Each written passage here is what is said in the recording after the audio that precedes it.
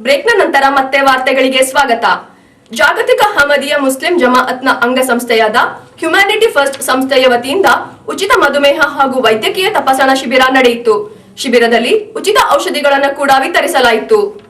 ಜಾಗತಿಕ Ahmadiyya Muslim ಜಮಾಅತ್ನ ಅಂಗಸಂಸ್ಥೆಯಾದ humanity ಫಸ್ಟ್ನ ದಕ್ಷಿಣ ಕರ್ನಾಟಕ ವಿಭಾಗ ಮತ್ತು ಮಡಿಕೇರಿ ಘಟಕದ ಸಂಯುಕ್ತಾಶ್ರಯದಲ್ಲಿ ಮಡಿಕೇರಿಯ ಬಾಲಭವನದಲ್ಲಿ ಉಚಿತ ಮಧುಮೇಹ ಹಾಗೂ ವೈದ್ಯಕೀಯ ತಪಾಸಣಾ ಶಿಬಿರವನ್ನು ಏರ್ಪಡಿಸಲಾಗಿತ್ತು.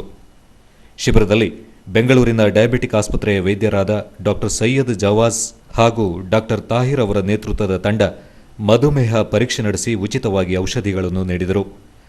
ಅಹಮದಿಯಾ ಮುಸ್ಲಿಂ ಜಮಾತ್ನ ಮಡಿಕೇರಿ ಘಟಕದ ಅಧ್ಯಕ್ಷರಾದ ಎಂಎ ಬಶೀರ್ ಅಹಮದ್ ಅವರು ಈ ಸಂದರ್ಭ ಮಾತನಾಡಿದರು.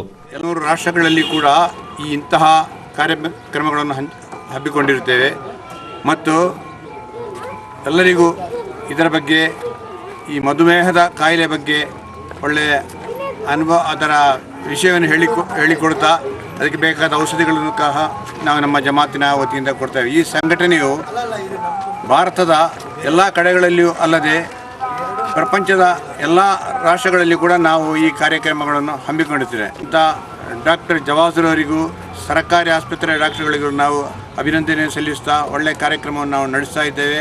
ಎಲ್ಲರೂ ನಮಗೆ ಸಹಕಾರ ಭಾಳ ಚೆನ್ನಾಗಿ ಕೊಟ್ಟಿದ್ದೀರಾ. ಆದ್ದರಿಂದ ಇಂತಹ ಕಾರ್ಯಕ್ರಮವನ್ನು ನಾವು ಇನ್ನು ಮುಂದಕ್ಕೆಯೂ ಸಹ ಈ ಜಮಾತಿನ ವತಿಯಿಂದ ನಾವು ಮಾಡ್ತಾ ಬರ್ತಾ ಇದ್ದೇವೆ. ಶಿಬಿರದಲ್ಲಿ ಹ್ಯುಮ್ಯಾನಿಟಿ ಫಸ್ಟ್ನ ವಲಿಯುದ್ದೀನ್, ಮುಸದ್ದಿಕ್, ಎಂಎಫ್ ಬಶೀರ್, ಶಾಹಿದ್, ಯೂಸುಫ್ ಮುಂತಾದವರು ಪಾಲ್ಗೊಂಡಿದ್ದರು.